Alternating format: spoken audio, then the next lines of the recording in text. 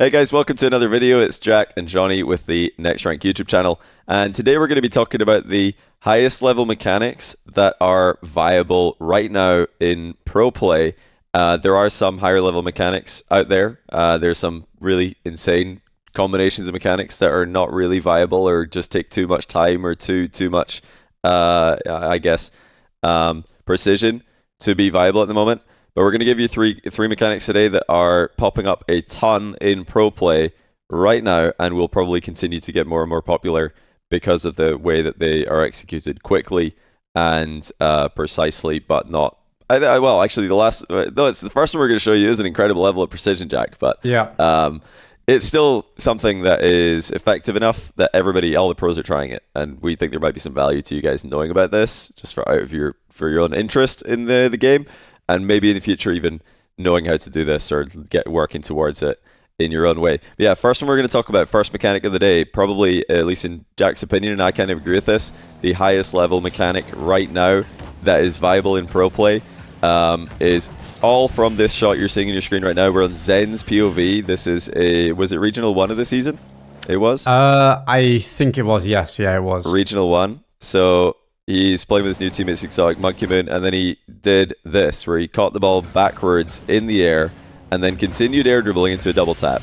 And as soon as this goal happened, everybody kind of, sat back though, wait a minute, what is this? Because usually in touches like this in the past, players would hit the ball to the backboard, or they would try to catch it with the wheels, and then slow the ball down completely. But to be able to catch the ball at speed, and then keep going at speed, this is the new element to this that Zen has kind of shown everyone, and now other players are even starting to do as well. But yeah, Jack, we've got a video coming out in the Next Rank course this week on how to do this mechanic, and all the other things we talk about in this video. They're all in the course, link in the description.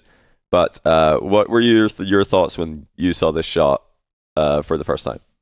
Yeah, I think so. Johnny, I actually spoke to you about this. I think maybe a year ago. I don't wanna, say I saw it before it was coming. But I said that there is a way to catch every ball that's coming at you, no matter the speed, and slow it right down into an air dribble. I said that exact thing to you, and the reason I said it is because we kind of saw some elements of this becoming a thing back in, I want to say, Copenhagen Major last season for the first time ever. Some players were controlling balls into air dribbles, at least in my eyes, that just was a little higher level than usual that we'd seen in the previous RLCS kind of season, and things like that. So I was like, players could really start to push this, and Zen was the first one to do it, of course. There's really no surprise there. He's usually the first to kind of push mechanics to a different level, and getting this type of first touch, it is now becoming more common that pro players are practicing this. We've even got other pro players scoring this in tournaments. Unfortunately, against me, Johnny. I think we have one here against. Just rip off the band. Let's just get into that. We'll just show it. And Joyo does the exact same thing. Unfortunately, he gets honestly an even nicer one. So Zen's was really good because the ball was coming a little faster. It was a little bit higher in the air. It was further out distance-wise, and he was jumping at it from across the whole pitch. Joyo's is a little closer, but the first touch is even better. Unfortunately, I'm on the receiving end of this, and we'll have to watch this from my POV. Obviously, it looks like I could have done a better job defending this, and I probably could have, but the first touch is that good that the second touch is following up so quickly, and it goes over my head before I can really do much about it. So, Johnny, what are you thinking with this mechanic? Is it viable in the future? I mean, I'm going to say yes, of course it is. How viable? I think we're going to be seeing this as the main... Sorry, I'm completely messing up our... Where is Joyo? Here he is. I think we're going to see this as the main... kind of mechanic for years to come that pros are doing at a high level. This is going to be the highest level, I'm going to say, for a long time. I could see that. I mean, it's super effective already. It's really, really powerful to be able to do this. It's catching... I mean, you got caught off guard here because it looks like there are two options, really. Either hard hit or slow down. But to get... hard hit without having control, or slow down and have control. But to have a hard hit and still have control is something new-ish to the scene still. So, yeah, I'm with you. I think it's super viable in pro play right now. It'll continue to get more and more popular It's something that already a ton of pros are practicing, including yourself. So I think this is going to be very viable in pro play. Look out for this one when you watch RLCS and other high-level games. How viable is it, or how useful is it to practice if you're not a pro? My guess, or my best advice right now would be not super valuable. It'll be fun to try just to see how difficult it is, because it doesn't actually look. It looks easier than it is, and it looks hard, but it's actually harder than it looks. If that makes sense. It is very smooth. Really difficult. If you can get good at it, there's some days where I'll have days where I'm like spot on with it, and it's really nice. I say spot on as far as it can go right now. I think this will be pushed to levels that you don't see, that you haven't seen before. I think players will get very consistent at being able to catch any sort of speed of ball coming at them into a perfect air dribble within the next, I'd say, 2 years of pro play. But I think it'll get developed even across the next season really fast. Johnny, we've got a cool category. How long until we see champs being able to do a mechanic such as this one? What are your thoughts? How long before champs can do this consistently? By this, we're not gonna say like, can champs in the future change the ball's direction 90 degrees, full speed, supersonic, absolute control. That like we can forget about that. Yeah. But in terms of actually pulling this off, where a champ level player, sorry to the champs, or maybe not sorry to the champs listening. We did just pick champ because it's a rank we thought was interesting in this way. 'Cause champs can hit resets now. You kind of have to respect it.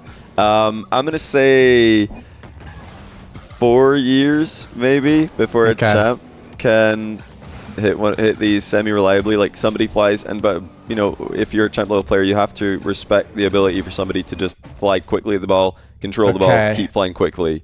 I'm gonna say 4 years, which is quite long. Taiba, I'd say. What do you think? Yeah, I would say. So champs, like when I look at champ gameplay now, it is. We looked at some champ gameplay a few weeks ago, Johnny. I was like, I swear I was better when I was in champ years ago, and we very quickly looked at my oldest replay, and this was from when I was like a GC3 level in terms of MR years ago, and it just wasn't as good as champ. Do you guys want to see it? Do you guys want to see it? We can take a look. Let us know if you guys want to see our my oldest replay, and maybe pick out some things that we could have worked on back then. It could be an interesting video. But basically, champ is improving, and every rank's improving very quickly. I would say.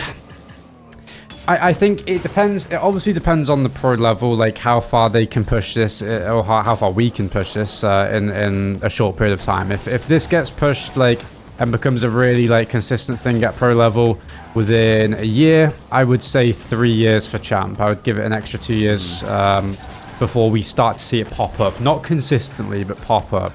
But let us know what you guys think in the comments. We want to hear your opinions on this champ level of rating. How long until they can pull off this mechanic? Semi-consistently.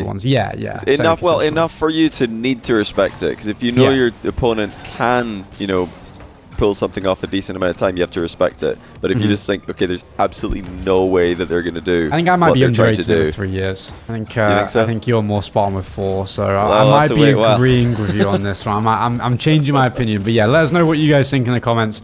And we've got more mechanics to get on to. Last question I've got you before we move on to the next mechanic is, what entry-level mechanics are there for people, or what other similar things are there if people want to practice something related to mid-air catching the ball, but they're not ready for the perfect catch in reverse with the air roll, with the full speed? What could people be trying to do instead? Okay, so this is this again is still high level, but I think it's using your empty jump coming off the wall to get a bit of a softer first touch or a bit of a carry on like this. So I'll score this goal and you'll see what I mean in the replay.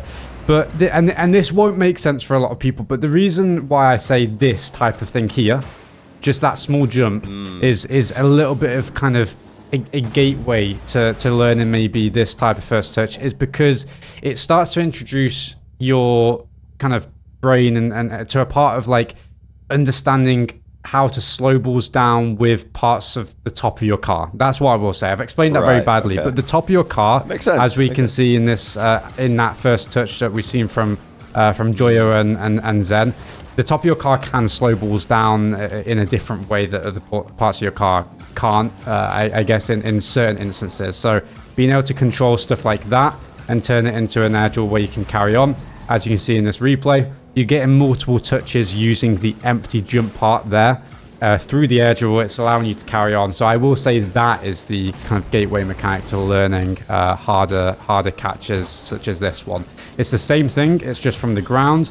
And obviously, if you want to do it like Zen did without the extra jump, like I used there, because I single jumped. If you want to do it with a double jump, again, it's going to take a little bit more practice and a little bit more control. So I would say that's the gateway mechanic, Johnny. All right, guys, the second mechanic that we've got for you today is similar to what Jack's just scored. This is a back corner double, but we're going to go for the sidewall double, the sidewall skim. It's a sidewall hit followed by kind of a redirecting touch out to mid, or more of a, well, I guess they're both redirecting touches, but the angle varies whether you're going down the line, out into mid, or just shooting. But these sidewall skims are becoming super popular.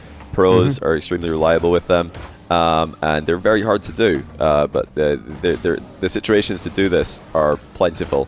There are actually harder variations of this that we decided not to make this video about. We could have gone for back corner wall skim, or even just back wall skim, popularized by Psycho, who scored one in SSL years ago now, and now pros are doing it sometimes. But the reason we decided to go with sidewall is because the situations for this happen far more often. There are more options for what to do with this one. You can pass it mid, go down the line with a lob, or you can shoot it. It's actually a more versatile mechanic, and it's still really, really hard. It's not easy. So if you're a high-level player and you're not practicing these, I think this might actually be more well, it's accessible at an earlier point than the aerial catch that we just showed you guys. But it's not going to be super. You're not just going to like decide one day, okay, I think I'm just going to do this. Yeah, cool, I know how to do it. You're going to really need to practice a ton. But there are lots of training packs out there on how to do this. Again, we've got a video in our course about how to do this. Jack, your thoughts on the current usage of this in pro play, and what also you think the future usage or applications will be? Yeah, my thoughts on this one is kind of explained a little bit by this this replay here. We've got Magic Bear versus the Ultimates in the recent major that was played, the Birmingham major, a few weeks ago at the time of recording this, and this was to win a game. Now, this shot is obviously, not the norm, Johnny, in pro play. It's kind of the peak of sidewall skims. This is right to the top corner of the goal. And the reason why it's so threatening is because in this instance, let's say this teammate behind Magic Bear over here, let's say he was already turning upfield. He wasn't going for the corner boost when he already had 100. Did he have 100? He had 100. He was going for his back corner boost. If he turns a bit sooner and supported his teammate, the point I'm trying to get across is that Magic Bear can fake this and go for, Cheese can just take the shot. So that's what makes these types of plays, Johnny, so threatening, because not only do the other team have to cover the actual shot nowadays, and if you don't have much boost like LJ does, and it just goes top corner or to the far side of the goal, you're just not going to save it. You also have to cover a potential fake to the midfield or a pass across to the other teammate that the player has who is waiting for this pass nowadays. As you can see, Rettles here just lingering towards the back post to see if this comes across the other side of the pitch. Because, Johnny, not only can they score these types of shots, they can actually just specifically place it across the pitch to a teammate for a free counter-attack. Yeah, we've got an example of the pass here for you guys. This is Joyo out to mid for Archie to score. This is a series they played this season in RLCS as well against other EU competition. And look at all the options Joyo's got here. You can just play it safe, go down the line if he just wants to relieve some pressure. They're down 2 goals though, so he's thinking about a more aggressive option out mid for his teammate Archie. Bit far away to be shooting from that range, but it's still an option that's viable to him. And this is quite a flat pass across the field. There are other variations. If he gets more of an upwards touch onto this, he can lob it for a teammate who's more middle behind him, like his teammate Oli there. I've even seen players, maybe not always entirely on purpose, hitting this a bit thicker and it just goes up into the ceiling and then it just drops down for a teammate. So there really are just so many viable touches in this one. It's why we think this, well, I think this is like the one if you're going to practice something like this, and people love skims, redirects, so satisfying to hit. Training, just any training pack or practice you're going to do that involves a skim touch, super satisfying. But if you're going to do one that's more advanced, I'd say this one, because this is really, really versatile. There's even the fake that you mentioned is even on here. And so many options. And that's why I paused it here to show that fake option. And I really want to get this point across that, you know, me and Johnny think this mechanic is absolutely viable for you guys to start learning that at a high rank, of course, now if you have the kind of capabilities, because it gives your team so many options. At high rank, the opponents have to cover it. As you can see here, this player has to cover this touch down the line, or is trying to cover it. Maybe that isn't too dangerous and doesn't have to be exactly positioned here, but he chooses to be. This player, whereas he is rotating back. Here we go. So it just leaves this space here. If this space is covered, or if Joya misses his touch, his teammate here is going to be ready right behind him to take it into an air dribble himself. Maybe an air dribble bump pass across to this guy who's waiting. The point is, it just gives so many options. It gives so many kind of things to cover for the other team. And it's very quick, Johnny. It doesn't really... It doesn't take you out of the play too much, regardless of what you think. This clear is just going across to this position anyway. If Joyo didn't have the boost and he had to just go down to the ground, then he would be in the same spot, right? So it's like he's already going in that direction anyway. It's not taking you out of the play. It's actually just pushing you up into the same position or into a good position to support your following teammates after this play anyway.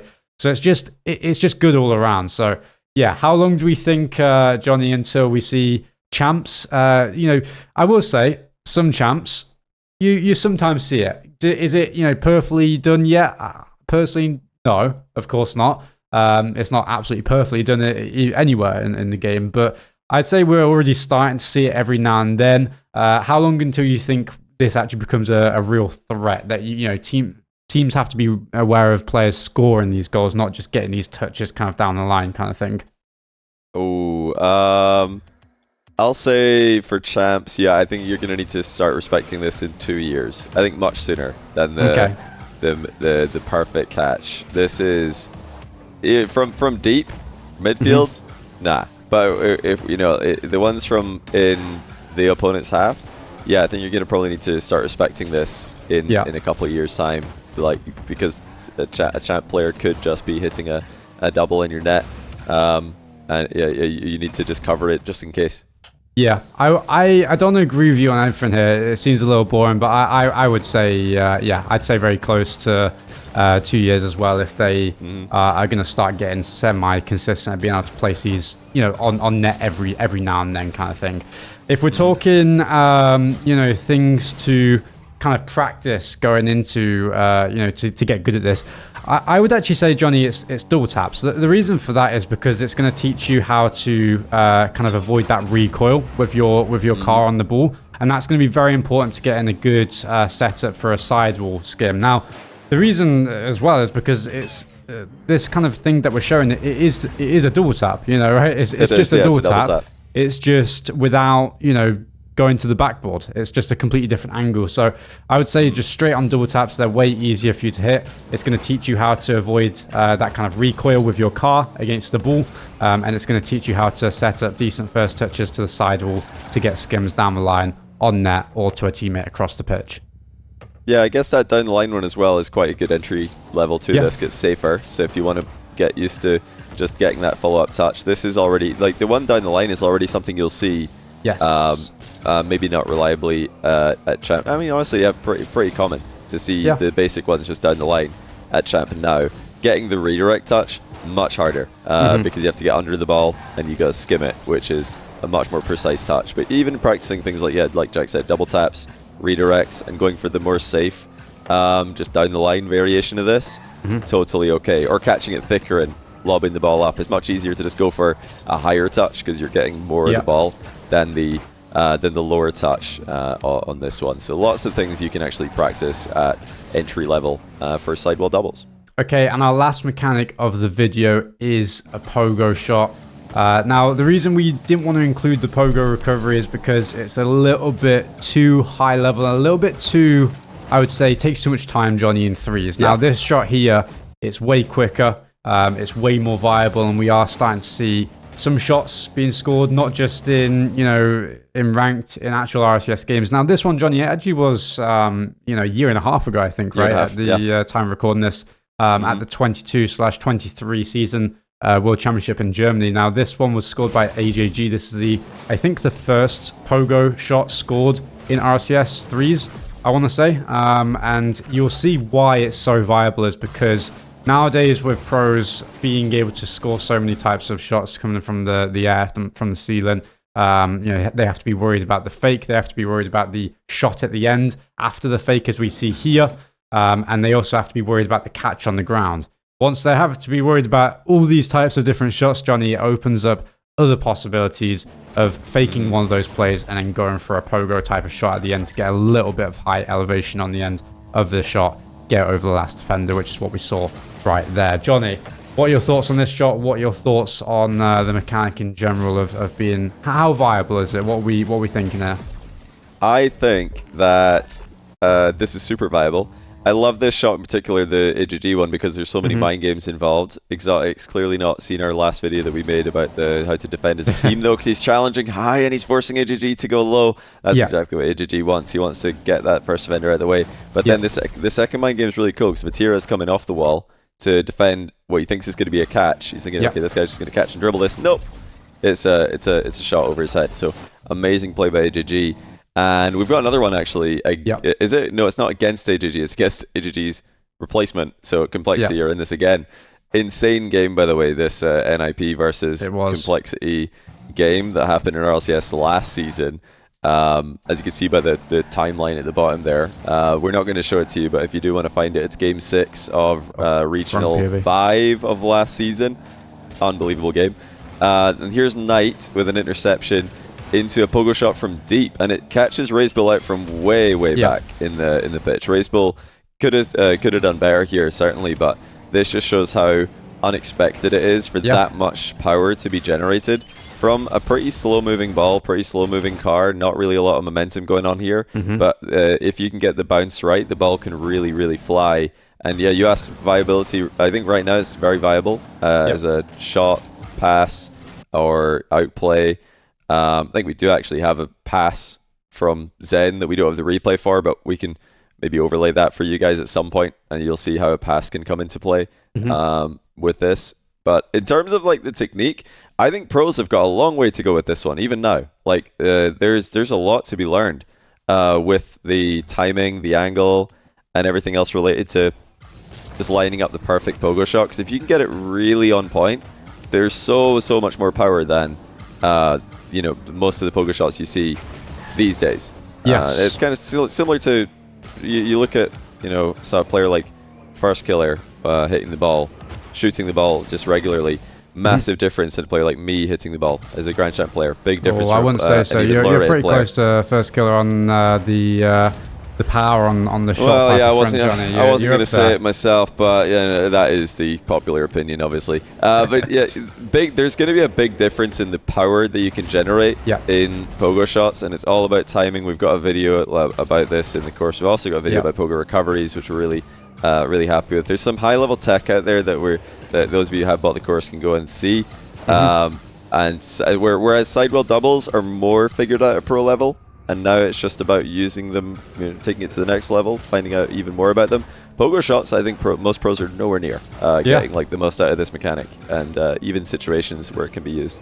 Definitely. I mean, Johnny, when we were recording our videos for the course about pogo shots, pogo recoveries, I was practicing them for days to get it down, basically to show how to do it and to learn properly, how to teach it myself. And I was good at it, and now after practicing it, or not practicing it, sorry, for a little bit, you get very bad at this type of mechanic quickly because it's not completely developed in pro level yet. Now, is that because of its, kind of viability, or is it because of something else? I'm not sure. I would say out of all the mechanics in this video, this one is the least viable for me personally, but it's not completely, gone from it. I would still say that in the future, especially once players just become more controlled with their car in general, like we practice every day, it does become more and more hard to defend. So yeah, I will say that this one is tough to defend if it's done at the right instances. And we'll definitely see it more in the future. I think stuff like that, by the way, I'm not doing it too well right now, but using the flip as well, if you have it available to you, to get some sort of like pop on it, is it can be really interesting. I've scored a few of those videos. This is really hard of those goals in my own videos. I'll have to grab a replay and overlay it on the screen right now to show it. But yeah, it's definitely interesting. Johnny, Champ 1, what are we saying? How are we ranking this one? How long until we see Champ 1's being able to pogo consistently? Do you think it will happen? What are you thinking? So this one, I think it's an underrated mechanic, but it's also very situational. So it's niche but underrated at the same time for me. And I totally agree with you, Jack, that this one is that's a cool shot. This is the least it's the least important of the three at pro play. But it's also the one that's had the least exploration. I think there's lots of pros who have never really tried to add this to their game seriously, and maybe just messed around with it a little bit. And if somebody who did get really, really good at this, just able to, ping these shots top shelf every time at pace, people would take it more seriously. It's kind of like the first example we showed in this video. Zen catches the ball perfectly one time in RLCS. Now suddenly everybody wants to practice it. If somebody did, took this to the next level, then everybody would have to take it seriously. I will say really quickly, I don't want to jump in too much, but I will say that the player that is the best at this right now in pro play, just straight pogo shots. I know everyone will think dark for pogo recovery type of shots, but straight up pogo shots, tempo with the Dominus smashes them to the top of the net every time. I don't know if I can find any, but if there's not any videos that are popping up right now on the screen, unfortunately I can't find any, but there are. If there are, I'll try and include them in the video. He smashes them to the top corner every time. It's absolutely insane. So yeah, definitely him for pogos. I will say he's very consistent at them, and you have to cover it every time. And watching him play against me in ones, it does open up a little bit of like, yeah, maybe this, if players can get good at this type of mechanic, you generate so much power and so much fight. It's so powerful, it definitely makes me question it. So, yeah, I'd agree with that. I think that champs for me, sometimes can pull them off. I've seen a couple, but it's once in a blue moon. Half the other, or 90% of the other time they go for them, it's a bit of a mess. So, I would say, I'm not sure if we'll see it for a good 2 to 3 years again. I was gonna say 3 because I've got the 4 years for the for Zen's mid-air style catch, and then we've got 2 years for sidewall double. Yeah, 3 years. But honestly, if this was more popular, I think it would be 1 year. I think this is actually it's learnable because it's all about just getting a different type of muscle memory down, because you don't ever try to get your car into that position. It's a very unnatural position for your car to be in, and you have to fight your muscle memory to that's trying to make you recover on your wheels by landing on the nose of the car. But it's not necessarily more difficult than landing on your wheels. I would say it's the easiest one to learn out of the 3 of these by, I would actually say, by quite an easy margin as well. Yeah, the reason I say 3 years is I don't think people are going to do it. Not because I think it's harder. But this is the easiest one, and there isn't really there are not really too many entry-level mechanics outside of just normal air dribble into catch or air dribble into 50.